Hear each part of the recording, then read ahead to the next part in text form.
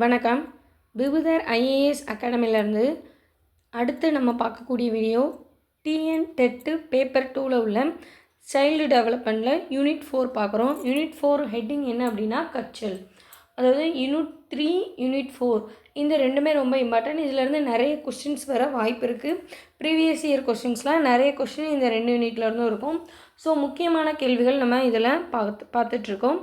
So முதல் கேள்வி என்ன அப்படின்னு சொல்லி பார்க்கலாம். அதுக்கு முன்னாடி என்ன அப்படின்னா லாஸ்ட்டு யூனிட் 3ல் ஒரு கொஷின் கேட்டிருந்தேன். அதுக்கு ஒருத்தவங்க மட்டும் ரிப்ளை கொடுத்துருந்தாங்க. ஒரு 2 பேர் கொடுத்துருந்தாங்க. ஸோ அவங்களுக்கு ரொம்ப நன்றி. நம்ம தேடி படிக்கிறனால கண்டிப்பாக நமக்கு அது ஒரு நாள் சக்ஸஸ்ஃபுல்லாக வந்து நிற்கும். ஓகேவா? நெக்ஸ்ட்டு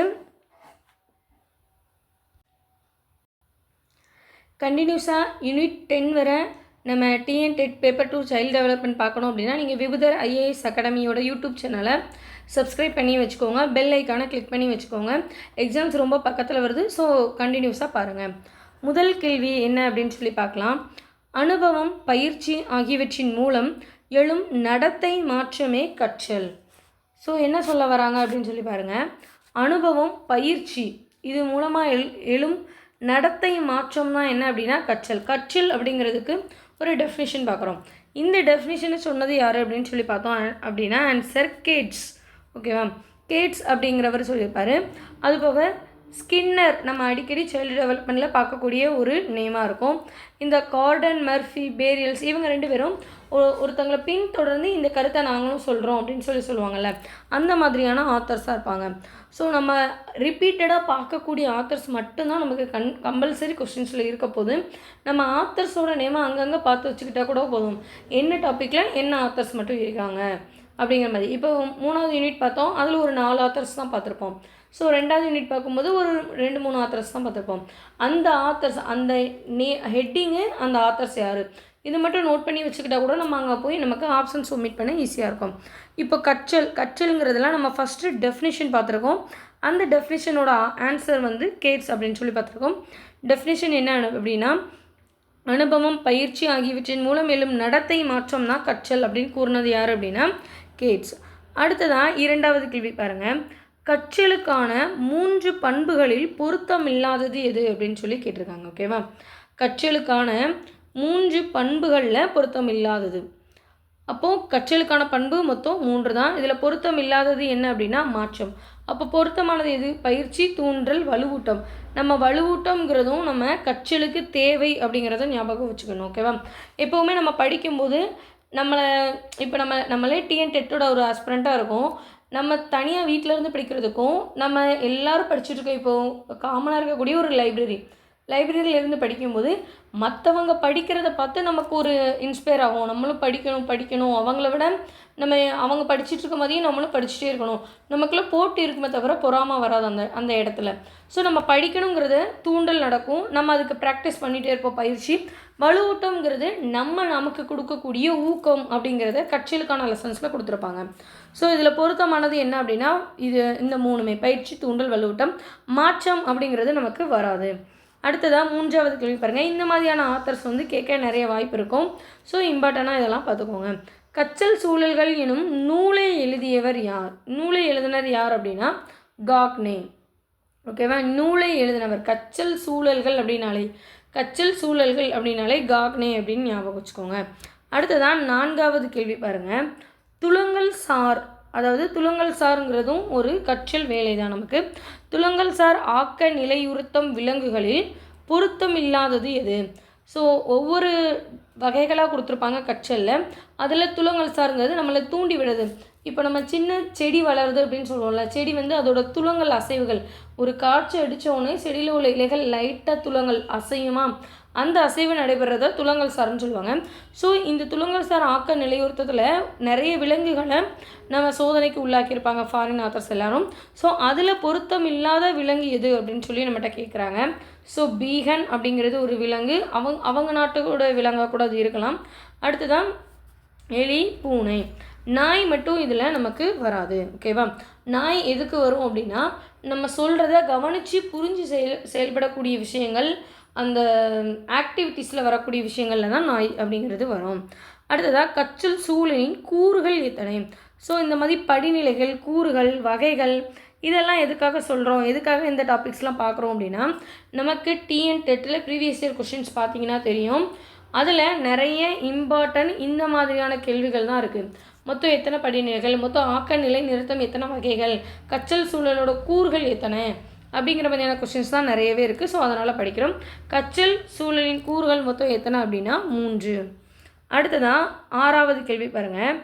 ஆக்க நிலையுறுத்தம் ஏற்படுவதற்கு முன் மணி ஓசை. நம்ம நார்மலாகவே சைல்டு டெவலப்மெண்ட் அப்படின்னு சொல்லும்போது ஒரு சின்ன குழந்தைகளுக்கு சொல்லிக் கொடுக்கக்கூடிய எல்லா ஸ்பெசிஃபிகேஷனும் தான் நம்ம படிச்சுட்ருப்போம். ஸோ ஆக்க நிலையுறுத்தம் இப்போ நான் ஜஸ்ட் ஒரு சின்னதாக ஒரு எக்ஸாம்பிள் மட்டும் சொல்கிறேன். ஒரு நாய், நம்ம அந்த நாயை கூண்டில் போட்டு நம்ம வீட்டில் வளர்த்துட்ருக்கோம். அந்த நாய்க்கு நம்ம சாப்பாடு வைக்கிறோம்னு வச்சுக்கோங்க. நம்ம போய் வச்சோன்னே அது சாப்பிடக்கூடாது. நம்ம அதுக்கு ஒரு துலங்கல் கொடுக்கணும். துலங்கல் அப்படின்னா என்ன அப்படின்னா, நம்ம ஒரு மணி அடிக்கிறோம். நம்மளே ஒரு கரெக்டான டைமுக்கு மட்டும்தான் அதுக்கு சாப்பாடு கொடுப்போம். ஸோ நம்ம மணி அடித்து சாப்பிடு அப்படின்னு ஒரு இன்ஸ்ட்ரக்ஷன் அதுக்கு சொன்னதுக்கப்புறம் தான் அது போய் சாப்பிடணும். அதுக்கு முன்னாடி சாப்பாடு இருக்குன்னு சொல்லிட்டு அது சாப்பிடக்கூடாது.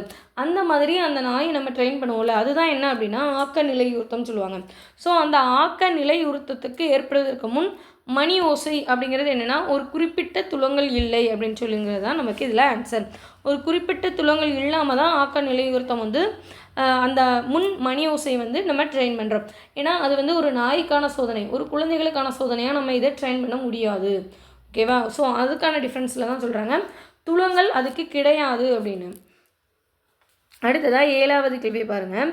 பயிற்சி விதியுடன் தொடர்புடைய விதி என்ன அப்படின்னு சொல்லி கேட்குறாங்க. பயிற்சி விதி, ஓகேவா, ட்ரெயின் பண்ணுற விதி, அலைவன் விதி, அண்மை விதி, இந்த ரெண்டுமே உண்டு. ஆயத்த விதிங்கிறது கிடையாது. Answer option D. அலைவன் விதி, அண்மை விதி, இந்த ரெண்டுமே நமக்கு டெஃபினிஷன் கொடுத்துருப்போம். ஸோ விபுத ஐஏஎஸ் அகாடமியில் டிஎன் டெட் பேப்பர் 2க்கான டெஸ்ட் பேட்சும் போயிட்டுருக்கு. அதுக்கான மெட்டீரியல்ஸும் சேர்த்து தான் கொடுத்து டெஸ்ட் பேட்ச் நடந்துகிட்ருக்கு. மெட்டீரியல்ஸ் மட்டும் தனியாக வேணுங்கிறவங்களும் இந்த விபுத ஐஏஎஸ் அகாடமியோட காண்டாக்ட் நம்பரில் காண்டாக்ட் பண்ணி கேட்டிங்கன்னா உங்களுக்கான டீட்டெயில்ஸ் கிடைக்கும். ஓகேவா? அடுத்ததான் 8வது கேள்வி பாருங்கள். கனவு ஆய்வுகள் என்ற நூலை வெளியிட்டவர் யார்? இதெல்லாம் ரொம்ப இம்பார்ட்டண்டாக பார்க்கக்கூடிய ஒரு விஷயம். முன்னாடி தான் கற்றல் சூழல்கள் அப்படின்னு சொல்லக்கூடிய கொஷின் அந்த நூலை எழுதுனது யாருன்னு பார்த்துருந்தோம். ஸோ இப்போ இந்த கொஷினை இந்த வீடியோ பார்த்துட்ருக்கும்போது ஒரு 2 மினிட்ஸ்க்கு முன்னாடி தான் நம்ம பார்த்துருப்போம். யாருக்கெல்லாம் அந்த கொஷின் இப்போ இதை பார்க்கும்போது அந்த ஞாபகம் வருதோ போய் கமெண்ட் செக்ஷனில் சொல்லுங்கள் அதோட ஆன்சர் யார் அப்படின்னு சொல்லி. So 8th question. கனவு ஆய்வுகள் அப்படின்னு சொன்னது யாருன்னா சிக்மண்ட் ஃப்ராய்டு. கனவு ஆய்வுகள் அப்படின்னா யார்? Sigmund Freud. ஓகே. அடுத்ததான் 9th கொஷின். கண்டிப்பாக டிஎன்டெட் சைல்டு டெவலப்மெண்ட் பேப்பர் 2ல் நிச்சயமாக ஒரு டெஃபினிஷன் வந்து நமக்கு வச்சு தான் கேட்பாங்க. விரிவாக்கம் என்ன அப்படின்னு சொல்லி நம்ம படிக்கிற எந்த யூனிட்டாக இருந்தாலும் விரிவாக்கம் இல்லாமல் நமக்கு கொஷின் இருக்காது. நிச்சயமாக ஒரு கேள்வி விரிவாக்கத்துலேருந்து வரும். ஸோ விரிவாக்கம் சொல்லி நம்ம இங்கிலீஷில் உள்ளதை தமிழில் கொடுத்துருக்கும் போது நிறைய பார்த்துருங்க. இப்போ இது பிஆர்ஏ அப்படின்னு சொல்லிட்டு இருக்குது. இதே மாதிரி இப்படியும் கொடுத்துருப்பாங்க. இப்பு ரா ஏ இந்த மாதிரியும் அவங்க தமிழ் விரிவாக்கத்தில் கொடுக்கலாம். நமக்கு இங்கிலீஷில் கொடுத்துருக்க டேர்ம்ஸையுமே தமிழில் கொடுத்துருக்காங்க. இப்போது ப்ளூ அப்படின்னு இருக்குன்னா ப்ளூ அப்படின்னு தமிழ்லையே நமக்கு அப்படியே கொடுப்பாங்க. ஏன்னா அவங்க விரிவாக்கம் இப்படி தான் கொடுக்கணும் அப்படிங்கிற மாதிரி கிடையாது. ஸோ என்ன மாதிரி கொடுத்தாலும் நமக்கு அதோட ஃபுல் ஃபார்ம் தெரிஞ்சிருக்கணும். ஸோ 9th கொஸ்டினுக்கு ஆன்சர் என்ன அப்படின்னா டி தான். ஏன்னா இது நான் மற்ற ஆப்ஷன்ஸ் ரீட் பண்ணால் உங்களுக்கு கன்ஃபியூஸ் ஆகிடும். ஸோ ஸ்ட்ரெயிட்டாகவே நம்ம பார்க்குறோம். Blue litmus become red due to acid. ஓகேவா? Blue litmus becomes red. ப்ளூவும் ரெட்டும். ஓகேவா? மற்ற ஆப்ஷன்ஸ் பார்க்கும்போது உங்களுக்கு அதில் உள்ள டிஃப்ரென்ஸ் தெரியும்னு நினைக்கிறேன். ஸோ ப்ளூ ரெட் இந்த ரெண்டுமே நம்ம சேர்ந்து படிக்கிறதா என்ன அப்படின்னா பிஆர்ஏ. ஸோ இந்த பிஆர்ஏ அப்படிங்கிறதோட ஃபுல் விரிவாக்கம் என்னன்னு சொல்லிட்டு கூட பார்த்துங்க. நம்மளோட ஸ்டூடெண்ட்ஸ்க்கு வந்து மெட்டீரியல் கொடுத்துருக்கனால ஸோ அந்த ஸ்டூடெண்ட்ஸ் வந்து அந்த மெட்டீரியல் உள்ள எக்ஸ்ப்ளனேஷன் பார்த்துக்கிடுவாங்க. ஸோ தெரியாதவங்க ஜஸ்ட் இதை தெரிஞ்சுக்கோங்க. அடுத்ததாக 10வது கேள்வி பாருங்கள். முன்னோக்க தடை நிகழ்ச்சியை சோதனையில் அடிப்படையில் விளக்கிய அறிஞர் யார்? முன்னோக்க தடை நிகழ்ச்சின்னு ஒன்று உண்டு. இது எதற்காகனா கற்றலில் பயிற்சி இருக்கும், அண்மை விதி இருக்கும், நம்ம எப்படி ட்ரெயின் பண்ணுறோம், என்ன மாதிரி என்ன மாதிரி துலங்கல் நடக்கும், அதே மாதிரி என்ன மாதிரியான முன்னோக்க தடை, என்ன மாதிரியான பின்னோக்க தடை நிலைபெறும், என்ன வகையான வகைகள் அது நடந்துட்டுருக்கும் அப்படிங்கிற மாதிரி நிறைய அண்டர்ஸ்டாண்டிங் படிக்கிற மாதிரி இருக்குது. ஸோ அதில் 10வது கொஸ்டின் பாருங்கள். முன்னோக்க தடை நிகழ்ச்சியை சோதனை அடிப்படையில் விளக்கிய அறிஞர் யார் அப்படின்னு சொல்லிட்டு கேட்டிருக்காங்க. ஆசூபல். ஓகேவா? ஆசூபல் அப்படிங்கிறவர் தான் முன்னோக்க தடையோட சோதனை நிகழ்ச்சியில் நமக்கு விளங்கியிருக்காரு. அடுத்ததாக பாருங்கள் 11வது கேள்வி. கெஸ்டால்ட். ஓகேவா, இதெல்லாம் நம்ம தெரிஞ்சுக்கக்கூடிய ஒரு விஷயம். கெஸ்டால்ட் என்னும் ஜெர்மன் சொல். கெஸ்டால்ட், கெஸ்ட் அப்படின்னு வந்துட்டாலே அது ஜெர்மன் சொல் அப்படின்னு ஞாபகம் வச்சுக்கோங்க. ஜெர்மன் ஆத்தர் மோஸ்ட்லி நம்ம ஒரே ஒரு ஆத்தர் தான் படிப்போம். ஓகேவா, ஸோ அந்த ஆத்தருமே யாருன்னு தெரிஞ்சு வச்சுக்கோங்க. தெரியாதவங்க போய் சர்ச் பண்ணி பாருங்கள், ஜெர்மன் ஆத்தர் நம்ம பேப்பர் 2க்கு யாரை மட்டும் பார்க்குறோம் அப்படின்னு சொல்லிட்டு. கெஸ்ட்லாட் என்னும் ஜெர்மன் சொல். டேஸ் அப்படிங்கிறதோட பொருள் அப்படின்னு சொல்லி கேட்டிருக்காங்க. முழுமையான அமைப்பு. அடுத்ததாக முழுமையான கோலம். ஓகேவா, இந்த ரெண்டுமே என்ன அப்படின்னா கெஸ்ட்லாட் அப்படிங்கிறதோட தான் பொருள். ஆன்சர் என்ன அப்படின்னா ஏ மற்றும் பி. முழுமை நீட்சிங்கிறது நமக்கு வராது. நீட்சி அப்படிங்கிறது எதில் வரும்னா வளர்ச்சி, அதாவது குழந்தை வளர்ச்சிங்கிறதுல வரும். ஓகேவா, குழந்தை வந்து என்னென்ன மாதிரி நம்ம அதாவது சின்ன வயசில் அஞ்சு வயசில் ஒரு வளர்ச்சி இருக்கும். 10 வயசில் பார்க்கும்போது கொஞ்சம் உயரமாக இருந்துருவாங்கள்ல, அந்த மாதிரியான டாபிக்ஸில் வரும்போது தான் முழுமை நீட்சி அப்படிங்கிற டாபிக்ஸ் வந்து நமக்கு வரும். ஸோ இந்த மாதிரி ஆப்ஷன்ஸ் ஒமிட் பண்ணுறதுக்குமே நமக்கு தெரிஞ்சிருக்கணும். அடுத்ததாக 12வது கேள்வி பாருங்கள். ஸ்கின்னரின் ஆக்க நிலைநிறுத்தத்தின் வகைகள் எத்தனை? ஸோ நம்ம ஆக்க நிலைநிறுத்தம்னா ஸ்கின்னர் அப்படின்னு சொல்லி ஞாபகம் வச்சுக்கணும். ஓகேவா, ஸ்கின்னர் தான் மோஸ்ட்லி ஆக்க நிலைநிறுத்தம். அதில் டெஃபினிஷனாக இந்த ஆத்தரோட கருதுகோளை எடுத்துக்கிறோன்னு சொல்லி ஸ்கின்னர் எடுத்து தான் வேறு ஆத்தர்ஸ் நம்ம பார்ப்போம். ஆனால் ஆக்க நிலைநிறுத்தம் சொன்னாலே ஸ்கின்னர் அப்படிங்கிறது மட்டும் நல்லா ஞாபகம் வச்சுக்கோங்க. ஸோ 12th கொஸ்டினுக்கு ஆன்சர் என்ன அப்படின்னா ஏ. ஸ்கின்னரோட ஆக்க நிலைநிறுத்தம் 4. இது எப்படி ஞாபகம் வச்சுக்கலாம்னா ஆக்கம் மொத்தமே 4 லெட்டர் இருக்குது. ஸோ 4 வகைகள் அந்த மாதிரி ஞாபகம் வச்சுக்கோங்க. அடுத்ததாக 13வது கேள்வி பாருங்கள். தனியால் வேறுபாட்டுக்கான பரப்புகளில் டைலர் கோட்பாடு எத்தனை? டைலருங்கிறது ஆத்தர். ஓகேவா, அவரோட கோட்பாடு எத்தனை அப்படின்னு சொல்லி கேட்டிருக்காங்க. எதுக்குன்னா தனியால் வேறுபாட்டிற்கான பரப்புரைகளில். ஆன்சர் என்ன அப்படின்னா 6. ஓகேவா, தனியால் வேறுபாட்டுக்கான பரப்புகளில் ஆன்சர் 6. அடுத்ததாக 14வது கேள்வி பாருங்கள். கற்றலானது வலுவூட்டும் தூண்டலால் நிகழும் நடத்தை அல்ல. ஆல்ரெடி ஒரு டெஃபினிஷன் பார்த்தோம், இப்போது 2வது டெஃபினிஷன் பார்க்குறோம். வலுவூட்டும் தூண்டலால் நிகழும் நடத்தை கிடையாது கற்றல்ங்கிறது அப்படின்னு சொல்கிறாங்க. வலுவூட்டும் அப்படிங்கிறது நம்ம ஃபஸ்ட்டே ஒரு டெஃபினிஷன் பார்த்துட்டோம் ஒரு ஆப்ஷன்ஸ் வச்சு. ஸோ வலுவூட்டும் தூண்டல் இந்த ரெண்டுமே சார்ந்தது கிடையாது கற்றல் அப்படின்னு சொன்னது யார் அப்படின்னா ஹோவலர். ஓகேவா, கோவரலர் அப்படின்னு சொல்லி ஹோஹலர் அப்படின்னு சொல்லலாம். ஸோ நமக்கு இந்த மாதிரியும் அவங்களோட நேமை நமக்கு கொடுக்கலாம். எதனால் இந்த மாதிரி டேர்ம்ஸ் வந்து நமக்கு இப்படி இருக்குன்னா ஃபாரின் ஆத்தர்ஸோட நேம் வந்து நமக்கு அப்படியே அவங்களோட நேமை டிட்டோவாக நமக்கு கொடுக்க மாட்டாங்க. தமிழில் மாற்றும் போது வந்து இந்த மாதிரியான டிரான்ஸ்லேஷன் வந்து இந்த மாதிரி தான் நமக்கு பண்ணுறாங்க. ஸோ அதனால தான் இந்த மாதிரி கொடுத்துருக்கோம். அடுத்ததாக தவறான புலன்காட்சி என்பது. ஓகேவா, தவறான புலன்காட்சிங்கிறது யூனிட் 3ல் வந்து நம்ம நிறைய தடவை ரிப்பீட்டடாகவே பார்த்தோம். புலன்காட்சியோட டெஃபினேஷனோடையே பார்த்தோம். ஸோ 15வது கேள்விக்கு ஆன்சர் என்ன அப்படின்னா இதில் தவறானது திரிபு காட்சி அப்படிங்கிறது. திரிபுங்கிறது நம்ம தமிழில் நிறைய படிச்சிருக்கலாம். ஸோ நம்ம தமிழுமே பார்த்துட்ருக்கோம் நம்மளோட விவித ஐஏஎஸ் அகாடமியிலேருந்து. ஸோ திரிபுங்கிறதுக்கான மீனிங் என்ன அப்படின்னா ஒரு சொல்லை மாற்றி சொல்கிறது. ஓகேவா, இப்போது ஒரு சொல் நான் வந்து கடவுள் அப்படின்னு சொல்கிறேன்னா இன்னொருத்தங்க அதே பொருள் தான், ஆனால் அவங்க வந்து அதை இறைவன்னு சொல்லாமல் தெய்வம் மற்ற ஒரு இன்னொரு வடசொல் உபயோகப்படுத்துவோம்ல, அந்த மாதிரி ஒரு சொல்ல திரிபு சொல்கிறது அப்படின்னு சொல்லுவாங்க. ஓகேவா, திரிபு காட்சியிலே 2 வகை இருக்குது. ஒரு சொல்ல வடசொல் மூலயமா உபயோகப்படுத்துகிறதும் சொல்லலாம். இன்னொன்று என்ன அப்படின்னா நம்ம இப்போ 2 பேருக்குள்ளே சண்டை நடந்துட்டுருக்குன்னு வச்சுக்கோங்க, அது ஒரு 3வது பர்சனால நடக்கும். அந்த பர்சன் என்ன செய்வாங்கன்னா பர்சன் 1 பர்சன் 2ன்னு வச்சுக்கோங்க. 3வது பர்சன் தான் இதில் வந்து புறம் கூறுபவர்களாக இருப்பாங்க. அவங்க பர்சன் 1ட்ட ஒரு கதை கேட்டுட்டு அது அப்படியே ஆப்போசிட்டாக பர்சன் 2ட்ட சொல்லி பர்சன் 1க்கும் 2க்கும் சண்டை வந்திருக்கும். ஸோ இதுவும் திரிபு காட்சி அப்படின்னும் நம்ம சொல்லலாம். ஓகேவா, ஸோ தவறான புலன் காட்சி அப்படிங்கிறது இதில் திரிபு காட்சி.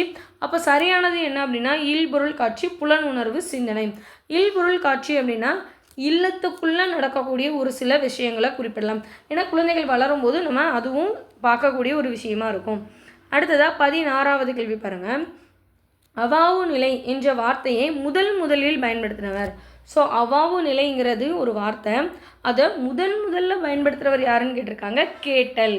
ஓகேவா, கேட்டல் அப்படிங்கிறது நம்ம தமிழில் நம்ம புரிஞ்சுக்கிற மாதிரி கேட்குறது அப்படின்னு இல்லை, இது ஒரு ஆத்தரோட நேம் கேட்டல். ஓகேவா, அடுத்ததாக பாருங்கள் 17வது.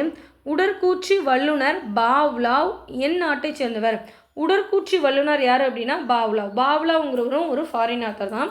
இவர் எந்த நாட்டை சேர்ந்தவர் அப்படின்னு கேட்டிருக்காங்க, ரஷ்யா. ஸோ நமக்கு இந்த மாதிரி அவங்க எந்த நாட்டை சேர்ந்தவர்னு சொல்லி கூட ஒரு கொஸ்டின் வரலாம். ஏன்னா அது ஒரு பேட்டர்ன். நம்ம இதுவரை நடந்த டிஎன் டெட்டோட கொஸ்டினில் பார்த்தீங்கன்னா எந்த நாட்டை சேர்ந்தவர்னு ஒரு பேட்டர்ன் இருக்குது, எத்தனை வகைகள்னு சொல்லியும் ஒரு பேட்டர்னில் கொஷின் கண்டிப்பாக ஒவ்வொரு கொஷின் இருக்குது. நமக்கு ஒரு கொஷின் தானே அப்படின்னு யோசிக்காதீங்க. ஒவ்வொரு கொஷின் தான் நம்மளோட ஜாப் பொசிஷனை கன்ஃபார்ம் பண்ணும். ஸோ என்றைக்குமே ஒரு கொஷின் 1 மார்க் அப்படின்னு சொல்லி எதையுமே விடாதீங்க. தெரிஞ்சுக்கிறதுல எப்போவுமே தப்புங்கிறது கிடையாது. ஸோ அடுத்ததாக 18வது கேள்வி பாருங்கள். ஒவ்வொரு சூழ்நிலைக்கேற்றவாறு தங்களின் நடத்தைகளை மேம்படுத்துவதிலேயே கற்றல் குறிக்கின்றது என்று கூறியவர் யார் அப்படின்னு சொல்லி கேட்டிருக்காங்க. ஓகேவா? ஸோ நம்ம கற்றல் டெஃபினிஷனில் 3வது டெஃபினிஷன் பார்க்குறோம். ஸோ டெஃபினிஷன்ஸ் எல்லாமே ஒழுங்காக பார்த்துக்கோங்க. ஆன்சர் என்ன அப்படின்னா கார்டனர் மார்ஃபி. ஓகேவா? Gardener Murphy. இதில் நம்ம ஃபஸ்ட்டு டெஃபினிஷனில் ஃபஸ்ட்டு கொஸ்டின்லேயே பார்த்துருப்போம். யாருக்கெல்லாம் இது அப்போ ஞாபகம் வருதோ அந்த நேமை பார்க்கும்போது அவங்களாம் ஓரளவு நல்லா வீடியோஸை கவனித்து கொஞ்சம் தெளிவான விளக்கத்தோடு நீங்கள் படிச்சுட்ருக்கீங்கன்னு அர்த்தம். ஓகேவா?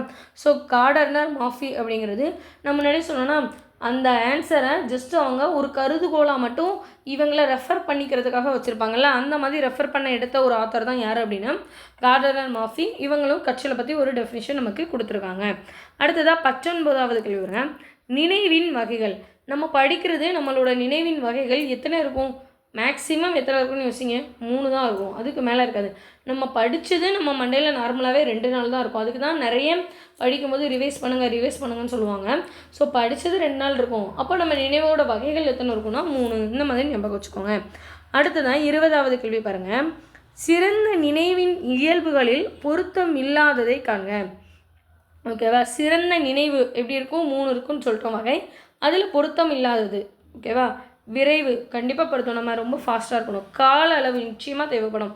எளிதாக விளங்கலாம். நம்ம படித்ததை இன்னொருத்தங்கிட்ட எக்ஸ்பிளைன் பண்ணும்போது இப்போ தான் ஒரு 5 மார்க் கொஷின் படிச்சிருக்கோன்னு வச்சுக்கோங்களேன். அதை இன்னொரு பர்சனுக்கு அந்த கொஷின் புரியலை, நம்ம அதை எக்ஸ்பிளைன் பண்ணுறோம், எவ்வளோ தெளிவாக எக்ஸ்பிளைன் பண்ணுவோம். ஏன்னா அதை நம்ம நல்லா படிச்சிருப்போம். படிச்சுட்டு அப்போவே சொல்லும்போது நம்ம நினைவோட இயல்பு ரொம்ப சூப்பராக இருக்கும். அப்போ முன்னோக்கு தடை இது ஒரு சோதனை. ஓகேவா? இது ஒரு ஆய்வு மேற்கொண்டிருப்பாங்க ஒரு ஆத்தர். இப்போ இந்த முன்னோக்கு தடை பார்த்தோம்னா இதுக்கு முன்னாடி அதுக்கான ஆத்தர் யாருன்னு சொல்லி நம்ம பார்த்துருப்போம். இப்போமே இந்த கொஷினை பார்த்தோன்னே உங்களுக்கு தெரிஞ்சுன்னா போய் கமெண்ட் செக்ஷனில் கண்டிப்பாக கமெண்ட் பண்ணுங்கள். உங்களை நார்மலாக எங்களுக்கு வியூஸ் வர்றதுக்கு எங்களை சப்ஸ்கிரைப் பண்ணுறதுக்காக கமெண்ட் பண்ண சொல்லலை. நீங்கள் படிச்சிங்க, நீங்கள் இதை சொல்கிறீங்கன்னா உங்களுக்கு இது ஞாபகம் இருக்கும். இப்போ படித்த இந்த வீடியோவில் உள்ள கொஸ்டின்ஸை நீங்களே நான் ஆன்சர் சொல்கிறதுக்கு முன்னாடி நோட் பண்ணி டெஸ்ட் எழுதி பாருங்கள். கண்டிப்பாக உங்களுக்கு ஆன்சர் ஞாபகம் இருக்காது. நீங்கள் ஒரு டைம் நீங்கள் எழுதிக்கிறீங்க, உங்கள் கையால் எழுதுறீங்கன்னா கம்பல்சரி உங்களுக்கு ஞாபகம் இருக்கும். இப்போ ஞாபகம் இருக்கணும்னு அவசியம் இல்லை. உங்களுக்கு கொஷின் பார்க்கும்போது ஞாபகம் வந்தாலே போதும். அதுக்காக தான் சொல்கிறது. ஓகேவா? ஸோ இதுக்கான ஆன்சர் என்ன அப்படின்னா முன்னோக்கு தடை. ஏன்னா பொருத்தம் இல்லாததுன்னு கேட்டிருக்காங்க. அடுத்ததான் 21வது கேள்வி பாருங்கள். ஆக்க நிலையிருத்த செயல்பாட்டினர். முன்னாடியே சொன்னோமா ஸ்கின்னர் தான் அதை டெவலப் பண்ணியிருப்பாங்கன்னு. அவங்களுடைய ஊர் எது? எந்த நாட்டை சேர்ந்தவர்னு கேட்டிருக்காங்க. அமெரிக்கா. அடுத்ததான் 22வது கேள்வி பாருங்கள். நடத்தை மாற்ற உத்திகள் என்பவை. ஸோ இந்த மாதிரியும் நமக்கு கொஸ்டின்ஸ் தமிழில் கேட்டுட்டு ஆப்ஷன்ஸ் ஃபுல்லாக இங்கிலீஷ்லேயும் வைப்பாங்க. ஸோ அதனால தான் அந்த மாதிரியான ஒரு பேட்டர்னில் ஆன்சர் கொண்டு வந்திருக்கோம். Option A performance contracting, option be learning for mastery, option C training. இவை அனைத்தும். ஓகேவா? இந்த 3மே நடத்தை மாற்ற உத்திகள் அப்படிங்கிறது கரெக்டாக. இந்த 3மே நம்ம முன்னாடி ஒரே ஒரு கொஸ்டினில் பார்த்தோம். இதில் பொருத்தம் இல்லாதது எதுன்னு கேட்டாங்க. நம்ம அதுக்கு மாற்றம் அப்படின்னு சொல்லி ஒரு வேர்டை எடுத்தோம். இது பொருத்தம் இல்லாதது. யாருக்கெல்லாம் இது ஞாபகம் இருக்குது? ஏன்னா அதோட கொஸ்டின் அதோட விளக்கம் மாதிரியே தான் இதுவும். இதோட டெஃபினிஷன் தான் நமக்கு அதில் பார்த்தோம். ஓகேவா? ஸோ 22க்கு ஆன்சர் என்ன அப்படின்னா டி. அடுத்ததாக 23வது கேள்வி பாருங்கள். எல்லா வகை கற்றல்களும் ஒரே மாதிரியானவை அல்ல என்று கூறியவர்.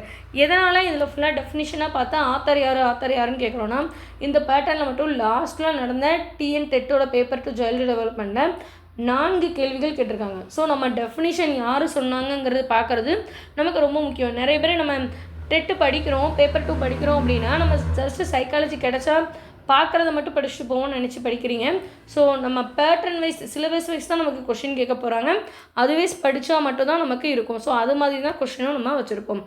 எல்லா வகை கற்றல்களும் ஒரே மாதிரியானவை கிடையாதுன்னு சொன்னது ராபர்ட் காக்னே. ஓகேவா? எல்லா வகை கற்றல்களும் ஒரே மாதிரியானவை அல்ல அப்படின்னு சொன்னது ராபர்ட் காக்னே. அடுத்ததான் 22வது கேள்வி பாருங்கள். 24வது கேள்வி. நிலையுறுத்தப்பட்ட துலங்கள் மற்றும் நிலையுறுத்தப்படாத துலங்கள் ரெண்டும் வெவ்வேறாக இருப்பது. ஸோ இந்த ரெண்டுமே எதில் வேறு மாதிரி இருக்கும்னு கேட்டிருக்காங்க. கருவிசார் ஆக்க நிலையுறுத்தலில் மட்டும்தான் இந்த ரெண்டுமே வேறு மாதிரி இருக்கும். ஸோ மற்ற டெஃபினிஷன் மற்ற ஆப்ஷன்ஸ் பாருங்கள், இதுவும் ஒரு வகையான நிலையுறுத்தல் தான். ஓகேவா? பழமையாக்க நிலையுறுத்தல், முயன்றி தவறி கற்றல், அகக்காட்சி வழி கற்றல், இதுவுமே ஒவ்வொரு நிலையுறுத்தலாக அந்த வகைகளில் உள்ளது தான். இதோட டெஃபினிஷன் நம்மளோட நோட்ஸில் நம்ம கொடுத்துருப்போம். ஓகேவா? ஸோ அடுத்ததாக 25வது கேள்வி பாருங்கள். டிஸ்னோஸ் ரிகட்டன்ஸ் விதி என்பது இதற்கு உதாரணம். நம்ம முன்னாடியே சொன்னோன்னா இங்கிலீஷில் இருக்க வேலை அப்படியே தமிழில் நமக்கு இந்த மாதிரி டிரான்ஸ்லேட் பண்ணி கொடுத்துருவாங்க. இப்படி கொடுத்தாலும் நமக்கு அதுக்கான ஆன்சர்ஸ் தெரியணும். டிஸ்னோசன்ஸ் ரிடக்ஷன் விதி அப்படிங்கிறது என்ன அப்படின்னா மனப்பான்மை கட்டமைப்பு விதி. எதுக்கு உதாரணம் அப்படின்னா மனப்பான்மை கட்டமைப்பு. அடுத்தது 26வது கேள்வி பாருங்கள். டேஸ் வடிவமைப்பதில் உளவியல் சார் கொள்கைகள் பயன்படுகின்றன. எது வடிவமைக்கும் போது உளவியல் சார் கொள்கைகள் பயன்படுதுன்னா இதழ்கள் அப்படின்னு சொல்லும்போது நம்ம பத்திரிக்கையில் நியூஸ் மட்டும் பார்ப்போம், புத்தகத்தில் அவங்களோட கருத்து மட்டும் இருக்கும். கலை திட்டம் அப்படிங்கிறது ஸ்கூலில் ஒரு ஈவெண்ட்டாக நடத்தக்கூடிய இதழ்கள்னு சொல்லும்போது மேகசின்ஸ் அப்படின்னு சொல்லுவோம்னா அதில் ஒருத்தங்களை பற்றின ஆர்டிக்கலாக இடம்பெறும். ஸோ உளவியல் சார் அவங்கள சைக்காலஜி ரிலேட்டடாக அந்த ரிப்போர்ட்டர் ஒருத்தரோட ஐடென்டிஃபிகேஷனை அப்படியே கொண்டு காட்டுவாங்க. ஸோ இது நம்ம லாஜிக்காக யோசிக்கக்கூடிய ஒரு கொஷினாக இருக்குது. ஓகேவா? 26க்கு ஆன்சர் டி. அடுத்ததாக 27 கொஷின் பாருங்கள். அறிவுசார் கற்றலானது டேஸ் மூலம் அடையப்படும். அறிவுங்கிறது நமக்கு அறிவுசார் நம்ம கற்றக்கூடிய விஷயம் எதன் மூலயமா நமக்கு நல்லபடியாக நம்மளோட கற்றல் வளர்ச்சி பெறும் அப்படின்னு கேட்டிருக்காங்க. உடல் செயல்பாடுகள்னால் கண்டிப்பாக கிடையாது. அமைப்பொத்த கூறுகள்னால் கண்டிப்பாக கிடையாது. மன வெளிச்சினாலே நான் முன்னாடியே சொன்னேன், ஃபஸ்ட்டு 2 யூனிட் பார்க்கும்போது சினம் அப்படின்னு சொல்கிறது தான் மன வெளிச்சின்னு சொல்லுவோம். சினம் கோபம் அப்படிங்கிறது. ஸோ நம்மளை மனம் சார்ந்தது அறிவுசார் கற்றல் நம்ம நல்லா படிச்சிருக்கோங்கிறது நம்ம மனம் சார்ந்து செயல்படக்கூடிய ஒரு விஷயமா இருக்கும். ஓகேவா? 27க்கு ஆன்சர் சி. அடுத்ததாக 28 பாருங்கள். 6 முதல் 7 வயது குழந்தைகளிடம் கீழ்கண்ட கவனக்குறைபாடு இருக்கிறது. கற்றலில் என்ன மாதிரியான கவனக்குறைபாடு இருக்கிறது அப்படின்னா திறன் உத்தி. அவங்களோட டேலண்ட்டை அவங்களே புரிஞ்சிக்காமல் அவங்க ஏதோ ஒரு வேலை அவங்க கற்றலை நடைபெற்று கொண்டிருப்பாங்க. ஆக்க குறைபாடு, பயன்பாட்டு குறைபாடு, இயக்க குறைபாடு இதெல்லாம் இருக்காது. ஏன்னா அதெல்லாம் டீச்சர்ஸ் அட்டென்ஷனாக இருக்க வச்சுருவாங்க. ஆனால் திறன் குறைபாடு ஒருத்தங்களோட டேலண்ட்டை அவங்களே வெளிக்கொண்டு வரலைன்னா இன்னொருத்தங்களால் நிச்சயமாக கொண்டு வர முடியாது. அதுதான் இதுக்கான டெஃபினிஷன். ஓகேவா? அடுத்ததான் 29வது கேள்வி பாருங்கள். வெளி தூண்டலுடன் உளத்தின் முதல் வினை. வெளி தூண்டல் நம்ம படிச்சுட்டு இருக்கும்போது நமக்கு கண்டிப்பாக ஒரு டிஸ்ட்ராக்ஷன் நடக்கும். அது எப்படி நடக்கும் அப்படின்னா நம்மளோட கவனம் சிதறப்படனால மட்டும்தான் நடக்கும். கற்றலில் ஏன் கவனம் வருது அப்படின்னு நீங்கள் யோசிக்கலாம். 3வது யூனிட் தானே கவனம் படித்தோம், அப்புறம் இப்போ இங்கே கொண்டு வந்திருக்காங்கன்னா கற்றல் அப்படிங்கிறதே நம்மளோட கவனத்தை சார்ந்து தான். ஸ்டூடெண்ட்ஸ் இப்போவுமே இந்த வீடியோ ஃபுல்லாக பார்க்குறீங்க, பார்த்துட்டு இருக்க எல்லாத்துக்கும் கவனம் இல்லாமல் இதை பார்த்தீங்கன்னா ஜஸ்ட் ஆன்சரை மட்டும் ஸ்கிப் பண்ணி விட்டுட்டு நீங்கள் பார்த்துட்டு போயிட்டே இருப்பீங்க. இதில் ஏதாவது உங்கள் மைண்டில் நிற்குமா? கண்டிப்பாக இருக்காது.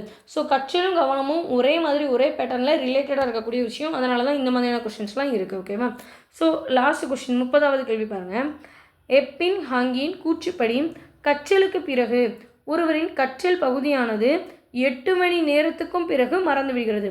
எத்தனை பங்கு மறைஞ்சிருது அப்படின்னு சொல்லி கேட்குறாங்க. ஓகேவா?